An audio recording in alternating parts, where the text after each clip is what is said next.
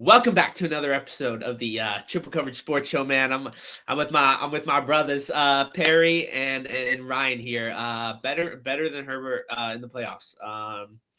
Pleasure to be here, guys. No, Perry. One thing I'm gonna say about this, bros. No, we're not starting off with this shit. First couple seconds, no, I don't know about you, Perry, but I picked the Chargers as well, and I'm not even a Chargers fan, and I'm not starting with this bullshit with Ryan today. No, I'm gonna be honest. Yeah, I mean, Ryan's out of pocket here. Starting with these comments below his name. There's a lot to deal with. This guy can just be a real pain in the ass. But we're gonna move on from this. Can we just get on to the other subjects of the show? Yeah, this guy's twisted. No comment, guys. Yeah, let's get into it. I'm excited. Yeah. I'm excited. We've okay, let's start it off. Yeah. Let's start it off, guys. So the first playoff game we saw this weekend was the Los Angeles Rams against the Carolina Panthers. A lot closer than a lot of people expected. Definitely closer than what I expected. I think we all expected. What do you guys think about this game? What do you guys see? No, the problem I have is so many people were like victory lapping on Twitter, but when the Rams went up, I know I was. Yeah, I was too. The Rams went up 14-0, and it looked like our prediction was going to be fine, that this was going to be a dominant win for the Rams. But Bryce Young said that's not going to happen. And he played pretty well. The Rams needed a game-winning drive to complete this comeback, and they're on to the next round. But what do you guys feel about this? How do you guys feel about this Rams team? Do you think they're going to be able to go deep into the playoffs, given this performance against not even over 500 playoff team in the Carolina Panthers? Yeah, I got something to say about the Rams here. Yeah. So from what I saw from the Rams here, it was definitely an uncharacteristic performance. They started off fast, and just like you said, Rye, I was thinking that this game was going to be over by halftime, right? They got the early turnover on downs, drove down the field, looked like Stafford and Puka were on the same page, but I just saw a lot of miscues in this game, offensively and defensively. Not a clean game played overall. I don't think the Rams are actually in a good spot right now coming into next week. I believe that they face the Chicago Bears now. They're getting the Bears insulted. Do you think they're going to lose to the Bears? No, don't say this. You think the Rams are going to lose to the Bears? I don't have a pick yet for this game, but I think this game is going to be. Yeah, we'll save that for next podcast. We're just talking about reaction. Let's talk through. I just wanted to see if you had some balls. Perry. I want to see if you're going to put your nuts on the table today. And you're backing. No, you're backing out. No, that's respect. You're backing out. You're backing out. This is an instant reaction video over there, Luke. You got to calm down over there, man. I'm trying to recover. You just say I just took a catastrophic loss myself. I'm just trying to get through these games. I'm in a whole world of pain right now. You started talking about how the Rams. You were saying they had miscues. You were leading up to it. You were gonna say it, and you backed out, bro. No. This shit's not slide with me, bro. Just say, bro, that you had to back out, bro. Just say I'm Perry and I had to back out, bro. That's fine. Okay. All right, kid. Last question around this game. We saw Stafford get banged up a little bit. His hand got drove into a defender, and his pinky maybe was bothering him in that second half. Will this be a factor? Do you think he could get some treatment on that and be good to go for the divisional round, boys? He'll get juiced up for sure. Yeah. He'll get juiced up. He'll be ready. I think he'll be healthy come next week. Yeah, okay. Ain't nothing stopping that old man. He's gonna let it rip regardless. Feel me? Yeah, 100%. All right, let's move it on. And this one's a painful one for me. I was the only one who took the Packers. Bears versus Packers. The Bears erase an 18-point deficit to come back. An absolute huge win for the Bears at home. What are our thoughts here on this one, guys? Yeah, I thought that Caleb Williams came in clutch, plain and simple. Didn't look good all game. Bears, a lot of fourth down miscues early on, just trailing the whole game. And Caleb, with about 4 or 5 minutes left in that fourth quarter, made a play on 4th and 8 to keep the Bears alive. And they kind of ran with that momentum. Definitely the play of the weekend by far. 100%. Rolling left off his back foot. Yeah. I'm not going to lie. Going into this game, I picked the Bears to win, but I didn't think they were going to win in the fashion they did, coming back from a deficit like that. And I'm not going to lie. They've been doing it all year. That's this is what I expected from this Bears team. I won't lie. I thought Caleb Williams was a bit of a pansy going to this game, but I was wrong. You know, No, I mean, a man can admit when he's wrong. Caleb Williams, he put his nuts on the table and he said, "I ain't no pansy, bro. I to do be this honest shit." with You you know, guys, that's respect, bro. My respect grew. Yeah, I mean, all respect to Caleb Williams. I thought the Packers came out exactly how I thought they would. Fast, consistent, not turning the ball over like Caleb was early. And Matt LaFleur, I think, just got complacent at halftime. I don't see him having a job come Monday.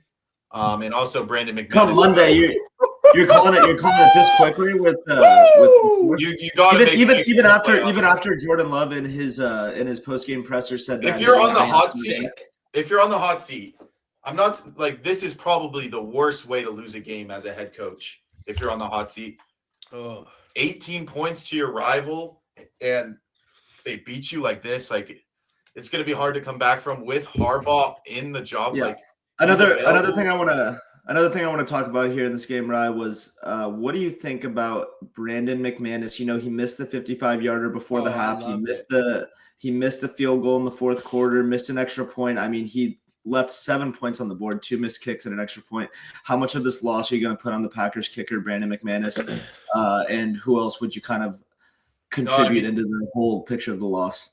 Yeah. I mean, what's funny is before the half, we were jokingly saying like that kick to go up 24-3, like now that he missed that, like they lost the game.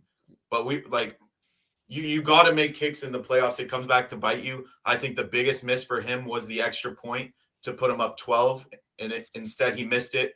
They go up 11.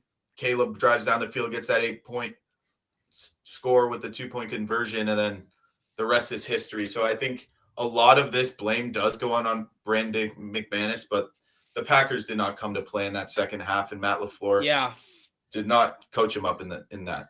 It just seemed like they weren't playing to win in that second half. You know, I think Matt LaFleur a lot of quick drives, not a lot of direction. I mean, we're talking just no game plan. Like I don't even remember one of the Packers drives in the third quarter. I don't even remember the drives they had. Yeah. Something good about this Brandon McManus. He's got to go back to Supercuts, bro. Yeah, I mean, he's got that monthly membership. He's probably there twice a week. But something good about this Brandon McManus situation is for my man on the Baltimore Ravens, Tyler Loop. He will no longer be getting death threats. You know, it's changed over to my main man, Brandon. So Tyler Loop's kind of off the hook there. Yo, drop his address in the comments below. I think Tyler Loop's going to still get some flack here. Brandon McManus didn't have a game-winning kick. Yeah. Probably wouldn't. And might I add, you know, going into this game, I received a lot of flack online for me, you know, talking about the weather there. Because you're talking out of your ass. You're talking out of your ass. Do we see the moisture on these kicks? Bro, you can have your moment. You can have your moment. Bro. Give me my moment. I'll give you no. Are you going to give me a rebuttal? Lap. I'm taking my victory lap. Okay, go ahead, bro. I said people don't know. I said a factor sneakily going into this game people aren't talking about. I said the Chicago wet. I said the Packers, they can play in the cold. They can play in the wet. They're one of the best teams at doing that. But what I said was, this is a different kind of wet that they're not going to see coming. And when it comes down to it, you can look back in the VAR. Harry, was that field wet? No. What I said, bro. Dude, they literally said on the broadcast that before the game, the entire field was covered in ice and snow. Talking about wet. Bro, those balls were definitely moist. Chicago has lots of humidity. The balls were moist. There was 2 missed kicks on the last play of the game. Jordan Love fumbled the snap, and the Bears won. You could not write that better. You're running away with this. When we're talking about weather affecting teams, I do not want to hear Green Bay in the conversation. Jordan Love did not fumble that snap. Yes, he did. He grabbed the ball. Jordan Love did not fumble that snap because of moisture. It was because it was a bad snap. It had nothing to do with moisture. No. Okay, I'm with you on the Bears pick. There's no way you think this moisture is real. No. There's no way you guys Packers who play in the most excruciating weather. There's no way there's 2 missed kicks. Like there was like 2 or 3 fumbles in the game. I mean, that's just and y'all ain't letting me get this moisture call. Y'all ain't letting me get this moisture call. All right, let's move There's on. no way we're doing this. How many fumbles were in that? Was there like 2 or 3 fumbles in that game? I'm dead serious. Ryan, and you're not letting me have this moisture. There's no way. We're not. Yeah, doing we're moving this. on. We're moving on, This guys. is a, Okay, this the is next a game. fake The next narrative, game. bro. It's a fake narrative. The next game we have that went on was this morning for us on the West Coast. The Jacksonville Jaguars against the Buffalo Bills. Can I say something here? Here? All you, Ryan. Yeah. The floor is yours. I just want to formally apologize to Josh Allen. I said his supporting Thank you. cast is same not here, good same enough. here. I said Full his supporting apology. cast is not good enough. That man can do it all in the football field, no matter who he's got out there. Yeah. He turned into Superman. He got that game-winning drive. And, like, even when the Bills took the lead and the Jags had 1 minute, I knew they were not going to score that. I just didn't think T-Law had his fastball in this game, just not consistent enough in this one. And, yeah, I would just like to apologize to those Bills fans. Before you come on here, yeah. Luke, Luke, you know, I just want to say an apology to you as well, you know, because I know you had the Bills in this one. You know, Josh Allen, you know, I had no doubt that he's a elite quarterback in this league, but today, you know, I gained a lot more respect for him, you know, considering what he was able to do and pull out this win. I obviously think the Jaguars had some things that they could have done better in this one, but Josh Allen to go on the road and, you know, take this one down, a lot of respect for him. A true playoff QB, knows how to play in the big moments. And yeah, I think the Bills can go deep this year. Now that you guys got that out of the way, I've got something to say here. You know, Rice said he has something to say. I've also got something to say here. You know, a lot of people are a lot of people are giving me flack saying when I said that the most important thing in the playoffs is quarterback play, and Josh Allen was going to single-handedly get this done like he's Superman, as they repeatedly said on the broadcast. And a lot of people gave me shit, and guess what? They looked like the Super Bowl team I said they were going to be. That's why they were my Super Bowl pick, baby. That's why they're my Super Bowl pick. Josh Allen looks like the damn MVP out there. That's what I'm talking about. He's lying. That's what I'm talking about. Put that hoodie What is going on here? Yo, put that hoodie back on. I don't. That's a lot for me over the there. damn MVP that I said he was gonna be. Oh my God. Oh, And God. y'all let me have this victory lap, bro. We're going to the Super Bowl, bro. You're taking these victory laps to a new level, man. for this. I put my heart into this shit. I didn't know you were a Bills fan these days. Okay, that's enough. Oh, I mean, it's just anything to get his mind off that Bengals team of the season. So we'll let him have his moment. I'm back. But yeah, anything else we want to talk about in this Bills game? Anything? no, I just want to talk about kind of Trevor Lawrence's performance. I feel like they left a lot of points out there. Even when they got that fumble from Ray Davis on the return, I feel like they should have taken 3 there to go up 10-3 against Josh Allen at home. Yeah, exactly. Like, I don't fourth get down call. squandering early field goals. You got to take points. Mm-hmm. You're going to look back at that. And it just hurts. Yeah, that was a big play in the game. You know, I thought early on that if they were able to get in the end zone there, it would have completely changed the dynamic. Obviously, Trevor Lawrence, they said his shin was down. He was about a half yard short. That was a wild play. That was a big momentum shifter. I think that kind of got the Bills back and fired into this game. And, you know, the rest is history with Josh Allen. But overall, I was pretty underwhelmed with Trevor Lawrence's performance today. I thought he looked great in the second half, though. He was. I thought he still left a good bit out there. Looked pretty solid. Parker Washington was balling, bro. That guy's special. No, that was a great call from you this week, right? You know, you said Parker Washington, their little spark plug over there. He looked awesome out there. He was, you know, looking shifty, flying around the field. Overall, okay day for the Jags offense, but not enough against Josh Allen. All right, let's get into another great game we saw this afternoon. 49ers versus Eagles. You know, you had the 49ers come out on top. And do you guys think this is the greatest victory in Shanahan's career? You know, I want to say something. They didn't have Bosa. They didn't have Fred Warner. No Pearsall. No Kittle. He went down in this game. No Bethune. He also went down in this game. Towards Achilles, by the way. Play. I want to say something real quick here. So obviously, congrats to the Niners, spectacular win. Shanahan, great day at the office. You know, coaching masterclass. Purdy played well, but I had the Eagles winning this game, and watching that game was pretty agonizing for me. Actually, I mean, Jalen Hurts just was not his same level that he was last season. You know, just not looking in sync. I mean, AJ Brown dropping passes like he left. I think I saw him drop 3 or 4 passes that were crucial, big plays. You know, he stormed out, didn't speak to the media. I just see the Eagles not in a great spot right now, and I thought the 49ers did what they needed to do. You know, went on the road, beat an Eagles team that Jalen Hurts has never lost on the road in the playoffs or at home in the playoffs. So spectacular win for the Yeah. Niners, but I think there's a lot of dysfunction going on in Philadelphia. Right And now. on the contrary, I think the Niners look more together than ever. On one side of the ball, you got the Eagles. You know, they're going crazy. The head coach mid-game, he's yelling at AJ Brown, "What's going on?" He's reading a book at halftime. I don't even know what's happening. And on the other side, you got George Kittle. I don't know if you guys saw this. He was pounding a bottle of tequila. What? I did not see what? this. Look it up. What are we talking about? Where do we get our What are news we from? talking about? This was in the news. No, look it up. This is true info. He was pounding a bottle of tequila, going out there. He tore his Achilles. Prayers up for my boy George. That's man. going to be a brutal blow for them. They needed it against the Seahawks, bro. So when was he downing the tequila? Like, when did this happen? Was this after the Achilles tear? Let me do. I don't know if it was pre or post Achilles tear. I'm gonna go ahead and say maybe. Was it in the locker room after the? win? Yeah. It was. I'm doing some deductive research as we speak. Let me look into this article here. Yeah, we need that. Torn. It was presumably recovery. This is an awful injury. God, why do they always do this? It was Patron. Okay. Okay. The bottle was sent from the owner from his suite to Kittle after he requested it, and the bottle was apparently completely empty. Oh, so it's fake news. No. He filled it with water. full. No, it was full. And then after he was done, it was empty.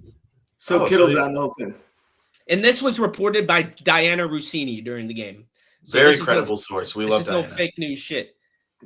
All right, wait. Can we talk Jalen Hurts? What do you see his future like in Philadelphia? You know, very underwhelming end to the season in this game.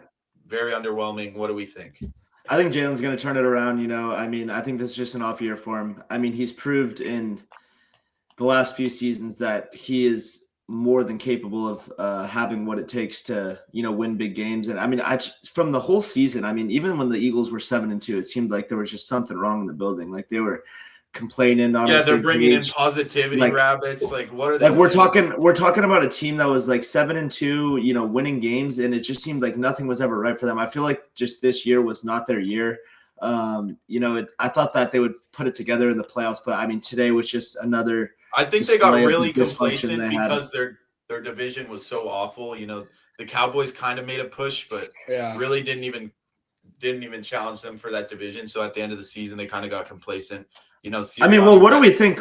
What do we think about AJ Brown? I mean, dropping. He's got to go. I mean, no, like I mean, not talking to the media, dropping crucial passes all game long. I mean, he's a big reason for why they lost today.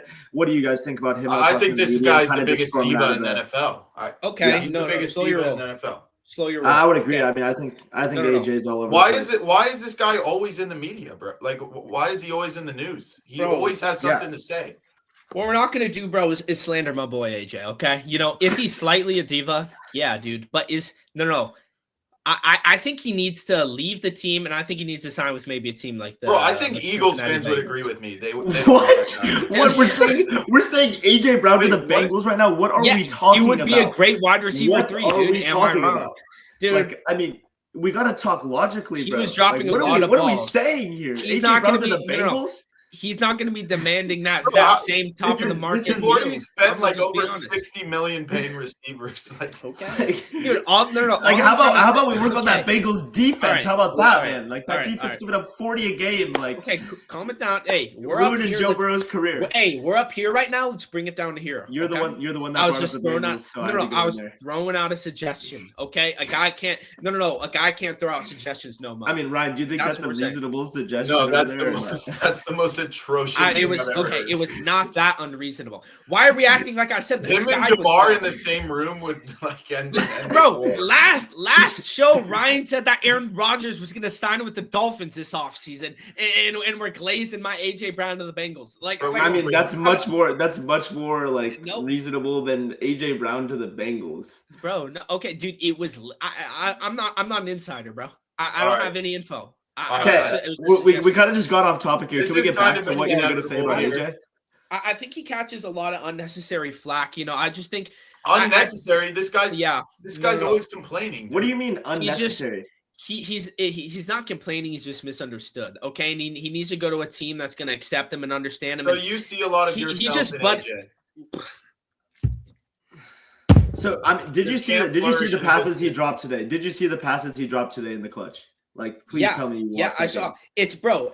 He's just him and the Eagles are like this. Him with another team would be like they'd be like, dude. Whoa. Dude, I didn't mean to do that. Yo, Can we cut that one out? Can we cut that out, please? Dude, that's kidding. All right, bro. Can we get into this? I really want to talk about this. I know one guy in here doesn't really want to, but we got the Chargers beating the Patriots. I think it was 16-3. You just said that completely wrong. You said the Chargers won. The Chargers did not win. Oh yeah, sorry. I just wanted to get your hopes up. 16-3. Is that actually the score? Something like that. I want to hear from Chargers. It was 16-3. Okay, I got something to say about this game, and this is going to be a public apology on my end to just say that I was completely wrong on this game. You know, I mean, I was completely wrong on all facets of this game. The one part of the game that I was right about was this Chargers defense showing up, which they did all night long. That Chargers defense was flying around the field, giving Drake May a tough problem. But aside from the defense, I did not see one thing from the Chargers that was positive, you know, the whole night. I mean, coming from the first play of the game, I didn't see one really positive offensive play. The offense didn't get rolling at all. I mean, receivers weren't getting separation. The O-line started breaking down towards the end of the game. Run game was nowhere to be seen. You know, I thought this was going to be a year where Harbaugh and Herbert were going to be able to put it together, where Herbert was going to step up in a big moment. And I think that Herbert played pretty poor tonight. I'm not going to lie. And I think that a lot of this loss should be put on Herbert. A lot of people are going to say the O-line. I think that this loss in specific has got to go on Herbert for a good majority of it. I mean, he had about 4 or 5 drives where his defense kept him in the game within one possession, and he was not able to move the ball at all. So it was a very disappointing game, a very disappointing day as a Chargers fan. But we got a great future ahead of us, and we're going to put this one in the past. I don't know about a great future. I can't believe you took the Chargers, dude. Like, what are you thinking? I think this solidifies that you can't trust Justin Herbert in the playoffs. You know, he's going to win a playoff game eventually, but he had time on some of those throws. He was just missing wide open guys. Did we see? No. I mean, like, you're completely wrong. Dude, the receivers had no separation all night. There was no one open. I'm not going to lie. Quentin Johnson was looking like cold. This is what I said last week, bro. From start to finish. You were underestimating this front. They don't even send a lot of guys. They're able to sit back in coverage. And it's not the pass rush. 2 coverage sacks, bro. We're not talking. There was nowhere to go with the ball. I mean, nowhere to go with the ball. I mean, I think personally, he had 80 yards like with 3 minutes left in the fourth. I don't want to hear this 150 yard. A lot of those were dink and dunks at the end of the game. Did I ever mention his stats, bro? What are you yapping about over there, man? It was a tough performance. It was a rough game all around. You know. Can we all just agree that Herbert was ass? I gotta say something though. Drake May wasn't even good, and he looked like I gotta say something. Next to this Herbert performance. I gotta say something though. Obviously, Justin Herbert, you know, horrible performance tonight. He's 0-3 in the playoffs. I'm giving him one more season, like, before I really am frustrated with him. I mean, next season we get our All-Pro left tackle and right tackle, Rashawn Slater and Joe Alt back next year. You know, if we get some more building pieces coming into the next year, and, you know, we play a full season without just tons of injuries, and Herbert goes out and takes another first round loss, that's where I'll be like, okay, that's enough. But this one I think is a little bit forgivable with the offensive line situation. Obviously still extremely frustrating and disappointing. But I think that next season will be another opportunity for him to prove himself. But I think this Pats team isn't great. I mean, you guys, what do you guys think? I think this Pats team is not anything special. They're frauds. I think they're so frauds. I wouldn't go as to say they're frauds. That defense played extremely well. Did you see how bad Drake May played tonight? I mean, he missed a wide open touchdown to his tight end in the end zone. I mean, he didn't play great. He didn't play great, but he also made some great 2 or 3 turnovers. He had like 60 yards rushing. He had 2 turnovers. Herbert only had 1, but at the end of the day, they got the win, and they're happy to get this win. And wait, who do the Patriots play next week?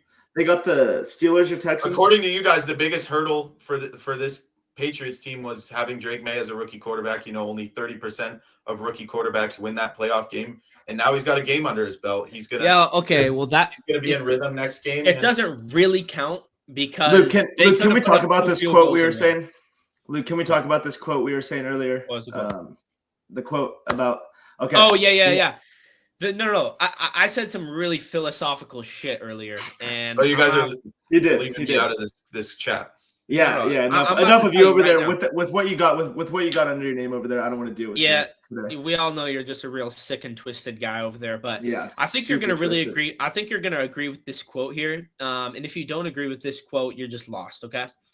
Here's how this this summarizes this game here. Chargers Patriots can be summed up in this one sentence. The Patriots, what? Go. The Patriots didn't win this game. The Chargers lost this game. 100%. And that's just philosophical. It's exactly what happened. Exactly. That's exactly what I predicted last week. I said this line is a bunch of cupcakes, and Drake May doesn't need to do a lot to win this game because Herbert can't do it in the big moments. I mean, it's not like Drake May. It's not like Drake May didn't do a lot. Drake May did nothing out there tonight. He did nothing. Like I'm talking like a diabolical. Not nothing.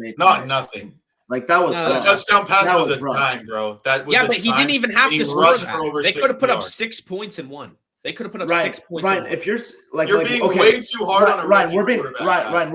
I gotta ask you a question. He's a rookie. Ryan, question for you. Be happy for the kid. Dude, what would you rate Drake May's performance? I'm not even a fan of the Patriots. I'm a Dolphins fan, bro. If you had to grade Drake May's performance, Ryan, what do you think? I give it a C plus. I give it a C plus. C plus, yeah. I mean, I give it a C plus, but they're on to the next round, and that's all. I think it was definitely just very subpar. I mean, but he did what he had to do to win. You know, like I can't hit on the guy too much. It's really the Chargers just gifted him a playoff win. So congratulations, Drake, and good luck in the next round where you will be getting bounced. I agree with that. And okay, so that was all the playoff games we just went through. Quickly to end off the show here to wrap it up, let's just go one by one. We'll start with Perry, and let's just say what we are, like what our prediction record is so far from this wild card weekend. Perry, what your prediction? What's your overall record? My overall record right now is 2-3. Wait, what? How? Wait, weren't there 5 games? 2-3. Yes. 2 wins, 3 losses. Dude. So he's 2 for 5. Why'd I drop out of school, bruh? I am. Wait, I'm 4-1. Bro's catching himself with strays, bro. I'm 4-1. Okay, and I'm 3-2. And the Packers won that game. And the Jags was really close. So I believe I have the Texans. I believe I have the Texans. I gotta say something real quick. So if they win, I tie with Spook in the middle here. What? You do not tie for the best record. What? Yeah. Luke, you would not. I would be 3-2. You're actually so bad at that. Okay, enough. I can't. 4-1. You get a loss. You're 4-2. I get a win. I'm 4-2. Can we talk for a quick second about this game going on tomorrow? Enough of us. Yeah, Luke's, that's math skills over here. Let's just keep it. We can keep it brief, but this is our last game of the wild card weekend. We got the Pittsburgh Steelers and the Houston Texans going to work tomorrow late at night. What do we think? I'm still riding with the Steelers. What do we got, Ryan or Luke? What do you got to say? I'm riding with the Steelers still, baby. Let's go, Raj. Yeah. Yeah, it's Texans, and it's going to be the Texans moving on. This defense just is too special. They got JPJ. You're a little special. Daniil Hunter, Will Anderson, Jalen Petrie, Derek Stingley. They're going to be flying around. This is going to be a 21-16 victory for your Texans. Luke, you got a score prediction or no? Yeah, I think this game is going to be 18-14. 8 big scores on me, bro. How are we getting to 18 points? Are we having 6 field goals or what? 6 field goals. Anyway, let's go over to Perry, bro. Let's give your score prediction. I got the Steelers. I believe in Rodgers. I think CJ Stroud is not ready for the moment. and I will be taking the Steelers 13-10. Ooh, low scoring affair over there for Pear. Oh my God, low scoring affair for Pear. Should that be your new nickname? Low affair Pear. Woo! All right, man. It was a pleasure to hop on with you guys. Great show. We will be back to preview the next round of the playoffs in a couple days here once all the matchups are set in the AFC. Any final remarks from you two, Goons? Feeling good, 4-1. Goon. Rough wild card weekend for me, but excited for the rest of the playoffs. Now Chargers no longer here. Do you think Herbert has already booked his tickets to Cancun yet or no? Yeah, I think Herbert's getting some good treatment. He's got some good resources. Whoa. Yo, nah, I can't with this shit. I specifically said going into this game, let's keep it PG. I literally said let's keep it PG. And did I say anything out of pocket, bro? He said Madison Beer, and then you said he's got some good resources, bro. Why am I in the middle of this box, bro? But yeah, all right. It was a pleasure, guys. Subscribe, hit that like button, and yeah, we'll mess with you in a few days.